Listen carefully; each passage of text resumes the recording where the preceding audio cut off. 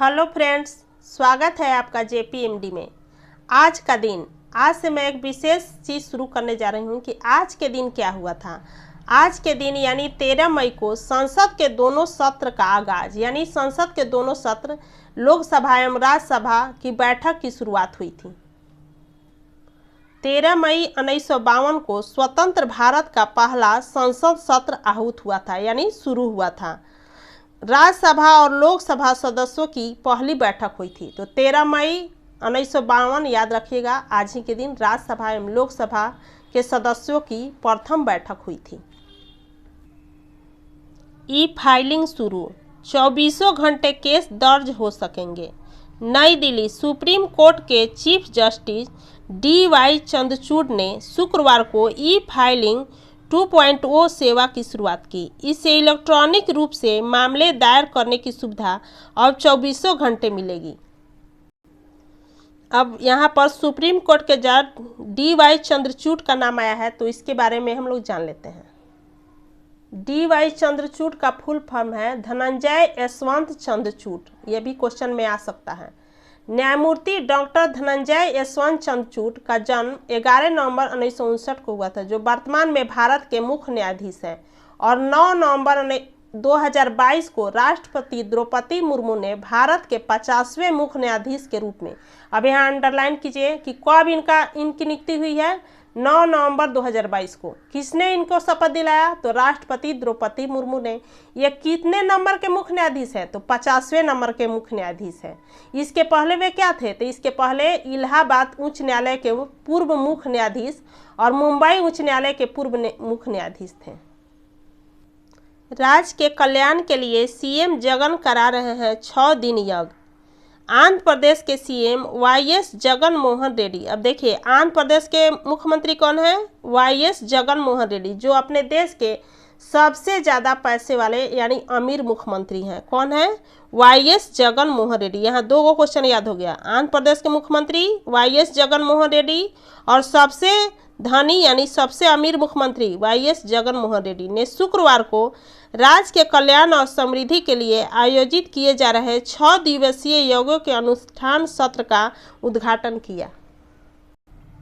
भारत और नेपाल के प्रधानमंत्री जून में कुर्था से बिजलपुरा तक 17.5 किलोमीटर लंबी रेल लाइन का करेंगे उद्घाटन। तीसरे फेज में बिजलपुरा से वर्दीवास तक रेल लाइन के लिए जमीन आवंटन का कार्य चल रहा है। यहाँ मैप में आप देख सकते हैं, जयनगर से शुरू हो रहा है और बीच में यहाँ लाल वाला डॉट पर देखिए जनकपुर है, और जनकपुर से वहाँ बिजलपुरा तक जा रही है। जनकपुर में सीता माता का मंदिर है और वह बिजलपुरा तक ये रेलवे लाइन जा रही है। वर्ष 2022 में जयनगर से जनकपुर तक शुरू किया गया था रेल परिचालन। 2 अप्रैल 2022 को भारत के प्रधानमंत्री नरेंद्र मोदी और नेपाल के प्रधानमंत्री शेर बहादुर देउबा, अब यहाँ अंडरलाइन करना होगा, इसको याद रखिएगा। नेपाल के प्रधानमंत्री कौन है? शेर बहादुर देउबा ने संयुक्त रूप से दिल्ली से वीडियो कॉन्फ्रेंसिंग के द्वारा ट्रेन को हरी झंडी दिखाकर जयनगर से जनकपुर भाया कुर्था तक रेल परिचालन शुरू किया था। अब किस तारीख को हुआ है? 2 अप्रैल 2022 के पहले एक क्वेश्चन पूछ दिया था बीपीसी में कि किस तारीख को कौन हुआ है, तो तारीख भी याद रखना होगा। दूसरे चरण में कुर्था से बिजलपुरा तक रेल परिचालन शुरू होने से मधुबनी जिले सहित सीमावर्ती क्षेत्र के लोगों को नेपाल आने जाने की सुविधा होगी। अब ये किस जिला में चल रहा है ये कार्य? ये मधुबनी, बिहार के मधुबनी जिला में ये रेल परिचालन हो रहा है। यहाँ से लेकर कहाँ तक? नेपाल तक। यह जनता की जीत है। कर्नाटक विधानसभा चुनाव के रुझानों में कांग्रेस को बहुमत मिलने पर खड़गे। कांग्रेस अध्यक्ष मल्लिकार्जुन खड़गे ने, अब यहाँ पर नोट करने वाला है कि कांग्रेस के अध्यक्ष कौन है? मल्लिकार्जुन खड़गे ने कर्नाटक में हुए विधानसभा चुनाव के लिए शनिवार को जारी मतगणना के बीच रुझानों में पार्टी को निर्णायक बढ़त मिलने पर कहा, पार्टी का यह शानदार प्रदर्शन जनता जनार्दन की जीत है। खड़गे ने कहा, हमारे सभी नेताओं ने एकजुट होकर काम किया और लोगों ने हमारी चुनावी गारंटी के लिए वोट दिया है। अहमदाबाद में अनूठी पहल, 330 लोगों को नया जीवन देने वाले 109 अंगदाताओं के लिए बनाया अमर कक्ष। मृत्यु के बाद अंगदान से अन्य लोगों को नया जीवन देने वाले लोगों को श्रद्धांजलि देने के लिए अहमदाबाद के सरकारी अस्पताल में अमर कक्ष बनाया गया है। इस कक्ष में अंगदान करने वाले 109 लोगों की तस्वीरें लगाई गई हैं। इन लोगों के अंगदान से 330 लोगों को नया जीवन मिला। देखिए, बहुत आदमी है ना, वो मरने से पहले बोल देते हैं कि अगर हम मर जाएं तो हमारे अंग को दान कर दिया जाए। तो उसी तरह के 109 लोग हैं जिनके अंगदान से 330 आदमी को नया जीवन मिला है। तो उस 109 लोगों के श्रद्धांजलि देते हुए उनके तस्वीरों को लगाया गया है और अहमदाबाद में, गुजरात के अहमदाबाद में उनको श्रद्धांजलि देते हुए 109 लोगों की तस्वीरें लगाई गई हैं। बिहार क्रिकेट के कोच बने मनोज प्रभाकर। ये दरभंगा के रहने वाले हैं और पहले इंडियन टीम में खेल चुके हैं। कंपनी किसी भी कर्मी को नौकरी से नहीं निकालेगी, एआई पॉलिसी की घोषणा पर जीरोधा के सीईओ नितिन कामत ने शुक्रवार को एक internal AI artificial intelligence policy लागू करने की घोषणा की। बकौल कामत, अगर नई टेक्नोलॉजी कर्मचारियों के काम की जगह ले लेती है तो भी कंपनी कर्मियों को नौकरी से नहीं निकालेगी। उन्होंने कहा, कई कंपनियां कर्मचारियों को निकालने का दोष एआई को देंगी, जिसके परिणाम मानवता के लिए ठीक नहीं। बहुत ही महत्वपूर्ण क्वेश्चन है। ट्विटर की सीईओ बनी लिंडा याकारिनो, ये इस नाम को एकदम रट जाइए। Linda Yaccarino micro blogging platform Twitter की सीईओ बन गई है। ट्विटर की सीईओ कौन है? Linda Yaccarino. याकारिनो ने शुक्रवार को लगभग 12 साल बाद मीडिया कंपनी एनबीसी यूनिवर्सल के विज्ञापन प्रमुख के पद से इस्तीफा दे दिया। अब ये भी पूछ सकता है कि इससे पहले वो क्या कर रही थी, तो ये मीडिया कंपनी एनबीसी यूनिवर्सल के विज्ञापन प्रमुख के पद पर थी। इससे पहले एलन मस्क ने बिना नाम लिए एक महिला को ट्विटर का सीईओ बनाने की घोषणा की थी और वो कहा था कि वह 6 हफ्तों में काम शुरू करेंगी। अब ये शुरू कर दी हैं। कौन है? Linda Yaccarino. देश के लिए बहुत ही खुशी की खबर है, मुद्रा भंडार बढ़ रहा है। देश का विदेशी मुद्रा भंडार $7.2 बिलियन बढ़कर 11 माह के उच्चतम स्तर $595 बिलियन पर पहुंचा। वाह। भारतीय रिजर्व बैंक के आंकड़ों के अनुसार 5 मई को समाप्त सप्ताह में देश का विदेशी मुद्रा भंडार 7.196 बिलियन बढ़कर 11 माह के उच्चतम स्तर पर $595.976 बिलियन पर पहुंच गया। वहीं देश का गोल्ड रिजर्व 659 मिलियन बढ़कर 46.315 बिलियन हो गया। इससे पहले 10 जून 2022 को समाप्त सप्ताह में देश का विदेशी मुद्रा भंडार 596.458 बिलियन था। शिक्षक भर्ती मामले में कोलकाता हाई कोर्ट ने रद्द की 36,000 शिक्षकों की नियुक्तियां। पश्चिम बंगाल में कथित शिक्षक भर्ती घोटाले मामले में शुक्रवार को कोलकाता हाई कोर्ट ने 36,000 भर्तियों को रद्द करने का आदेश दिया। कोर्ट के मुताबिक राज्य सरकार को 3 महीने के अंदर इन पदों के लिए दोबारा भर्ती प्रक्रिया पूरी करनी होगी। गौरतलब है कि इन शिक्षकों की बहाली के दौरान इंटरव्यू में भ्रष्टाचार के आरोप लगाए गए थे। आरबीआई ने नियमों के उल्लंघन को लेकर केनरा बैंक पर लगाया 2.92 करोड़ रुपए का जुर्माना। आरबीआई ने नियमों के उल्लंघन को लेकर केनरा बैंक पर 2.92 करोड़ का जुर्माना लगाया है। आरबीआई ने बताया कि यह कार्रवाई ब्याज दरों को रेपो दर जैसे बाह्य मानकों से जोड़ने और अपात्र इकाइयों के नाम पर कई बचत खाते खोलने के संबंध में की गई है। बकौल आरबीआई, कई क्रेडिट कार्ड खातों में फर्जी मोबाइल नंबर डाले गए हैं। कांग्रेस अध्यक्ष खड़गे के बेटे प्रियांक ने कर्नाटक में 13,640 वोटों से जीता विधानसभा चुनाव। कांग्रेस अध्यक्ष मल्लिकार्जुन खड़गे के बेटे प्रियांक खड़गे ने कर्नाटक विधानसभा चुनाव में सीतापुर से अपनी सीट पर करीब 13,640 वोटों से जीत हासिल की है।